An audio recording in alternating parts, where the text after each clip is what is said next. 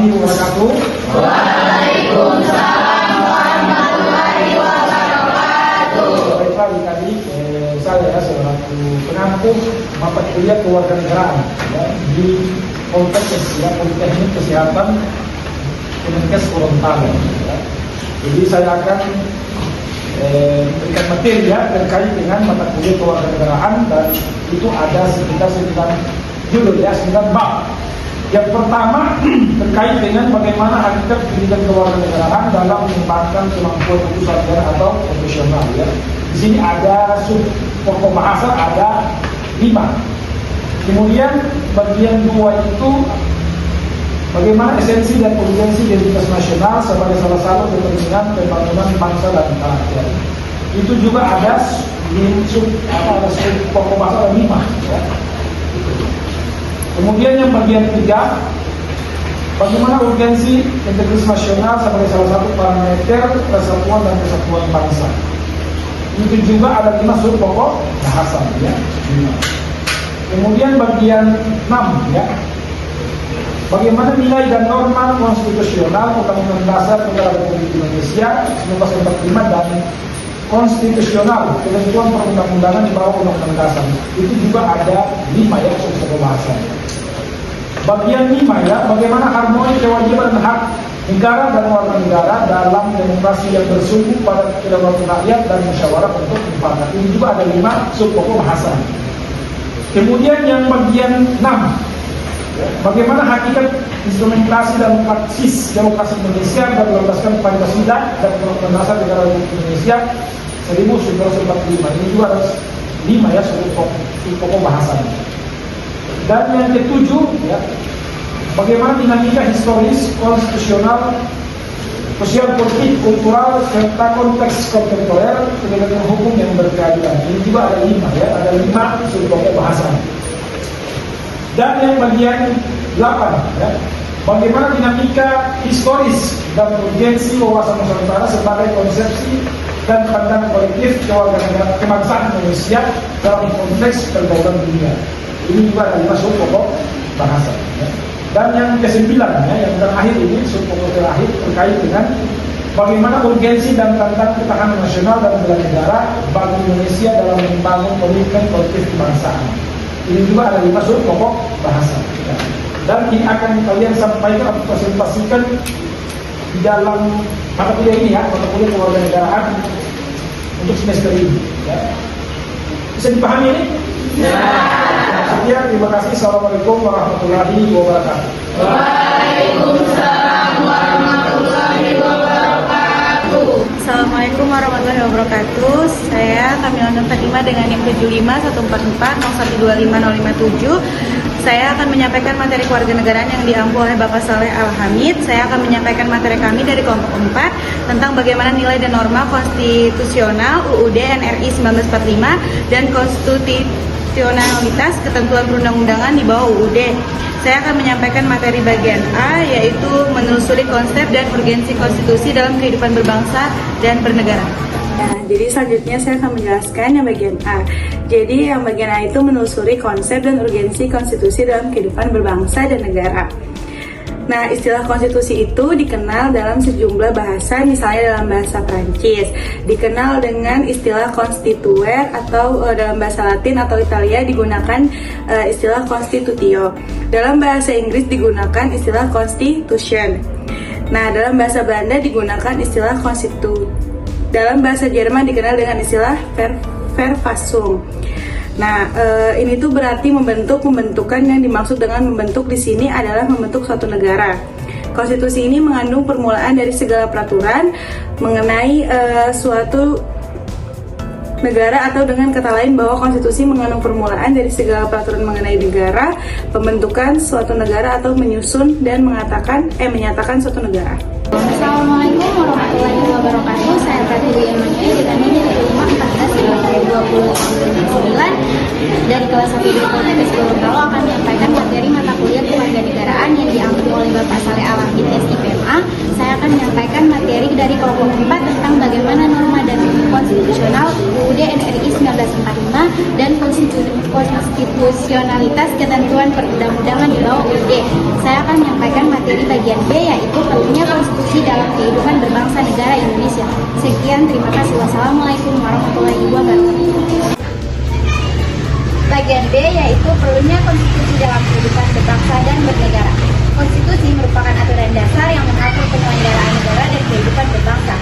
Setiap negara membutuhkan konstitusi untuk menciptakan tatanan yang jelas, stabil, dan adil dalam pemerintahan serta menjamin hak dan kewajiban warga negara. Konstitusi terbagi menjadi 3, ada dasar hukum negara, jaminan HAM, pengaturan kekuasaan. Bentuk konstitusi terbagi menjadi 2, konstitusi tertulis dan konstitusi tidak tertulis. Assalamualaikum warahmatullahi wabarakatuh. Saya Sri Melan Umar dengan NIM 751440 125080. Saya akan menyampaikan materi mata kuliah kewarganegaraan yang diampu oleh Bapak Saleh Al-Hamid, SI PMA. Saya akan menyampaikan materi dari kelompok 4, yaitu tentang bagaimana norma konstitusional UUD NRI 1945 dan konstitusionalitas ketentuan perundang-undangan di bawah undang-undang. Saya akan menyampaikan materi di bagian C, yaitu menggali sumber historis, sosiologis, dan politik tentang konstitusi dalam kehidupan berbangsa negara Indonesia. Sekian dari saya. Wassalamualaikum warahmatullahi wabarakatuh.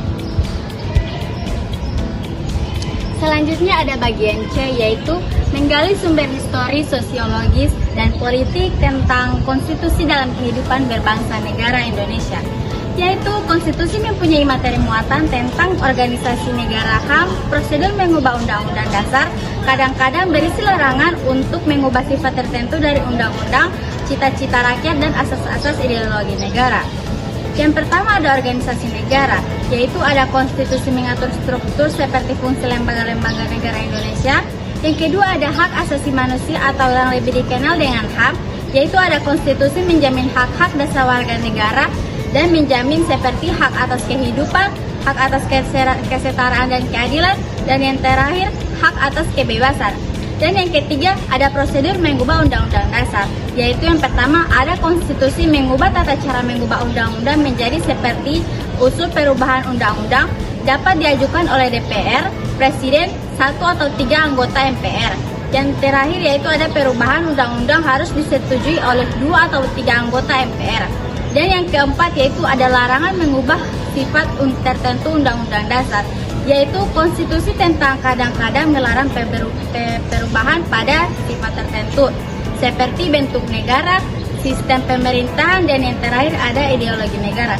Yang kelima cita-cita rakyat, yaitu konstitusi mencantumkan cita-cita seperti kesejahteraan umum, keadilan sosial, dan yang terakhir itu persatuan dan kesatuan bangsa. Dan yang keenam ada asas-asas ideologi negara, yaitu ada institusi mengatur Pancasila sebagai dasar negara, demokrasi sebagai sistem pemerintahan, dan yang terakhir yaitu ada keadilan sosial bagi tujuan negara. Assalamualaikum warahmatullahi wabarakatuh. Perkenalkan, nama saya Regina Kuba dengan NIM 751440125072 dari kelas 1B D3 Keperawatan Poltekkes Gorontalo, akan menyampaikan materi mata kuliah kewarganegaraan yang diampu oleh Bapak Saleh Al-Hamid, SIPMA, dan saya akan menyampaikan materi dari kelompok 4 tentang bagaimana norma konstitusional Undang-Undang Dasar Negara Republik Indonesia 1945 dan konstitusionalitas ketentuan perundang-undangan di bawah Undang-Undang Dasar. Saya akan menyampaikan materi bagian D, yaitu membangun argumen tentang dinamika dan tantangan konstitusi dalam kehidupan berbangsa negara Indonesia. Wassalamualaikum warahmatullahi wabarakatuh. Bagian D, membangun argumen tentang dinamika dan tantangan konstitusi dalam kehidupan berbangsa negara Indonesia. Dinamika Konstitusi Indonesia, Undang-Undang Negara Republik Indonesia tahun 1945 yang ditetapkan pada 18 Agustus 1945 telah mengalami dinamika dan perubahan seiring dengan perkembangan zaman. Pada tahun 1997, Indonesia dilanda krisis ekonomi dan moneter yang menyebabkan krisis kepercayaan pada pemerintah. Era reformasi dimulai dengan pengunduran diri Presiden Soeharto pada 21 Mei 1998. Tuntutan reformasi, mahasiswa, pemuda, dan komponen bangsa lainnya menuntut perubahan termasuk amandemen Undang-Undang Dasar Negara Republik Indonesia tahun 1945 karena dianggap belum memuat landasan bagi kehidupan demokratis, pemberdayaan rakyat, dan penghormatan HAM.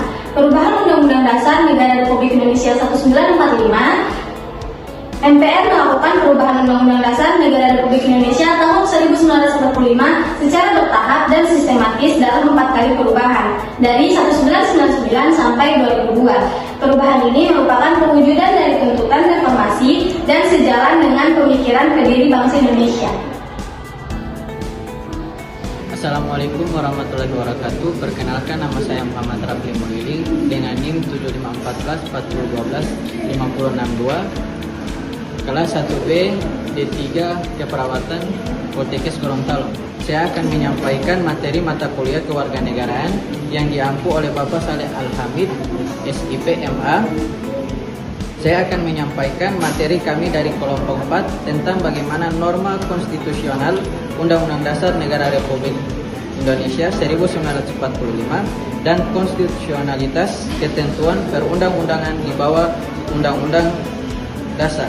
Saya akan menyampaikan materi bagian E, yaitu mendeskripsikan esensi dan urgensi konstitusi dalam kehidupan berbangsa dan bernegara. Wassalamualaikum warahmatullahi wabarakatuh. Bagian E, mendeskripsikan esensi dan urgensi konstitusi dalam kehidupan berbangsa. Bagaimana hasil perubahan UUD NRI 1945 itu? Setelah melewati proses yang cukup panjang, akhirnya MPR RI berhasil melakukan perubahan UUD NKRI Republik Indonesia 1945. Perubahan UUD yang pada mulanya merupakan tuntunan reformasi dalam perjalanan telah menjadi kebutuhan seluruh komponen bangsa. Jadi tak heran jika dalam proses perubahan UUD seluruh komponen bangsa berpartisipasi secara aktif. Hasil perubahan UUD yang pertama, bagian A, perubahan pertama dihasilkan pada sidang umum MPR 1999 tanggal 14 sampai 21 Oktober 1999. Perubahan kedua UUD dihasilkan pada sidang tahunan MPR 2000. Perubahan ketiga dihasilkan pada sidang tahunan MPR 2001 dan perubahan keempat dihasilkan pada sidang tahunan MPR 2002. Oleh karena itu, secara normatif, undang-undang tidak boleh bertentangan dengan UUD NRI 1945.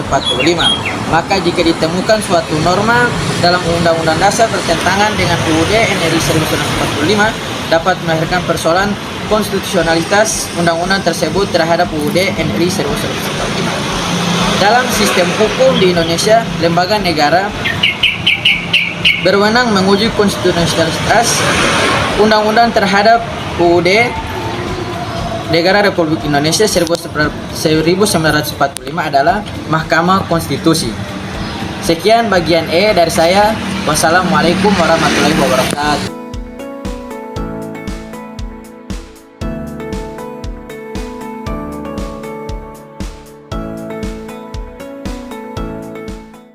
Ini adalah kelas 1B D3 Poltekkes Kemenkes Gorontalo, mata kuliah kewarganegaraan. Alhamdulillah.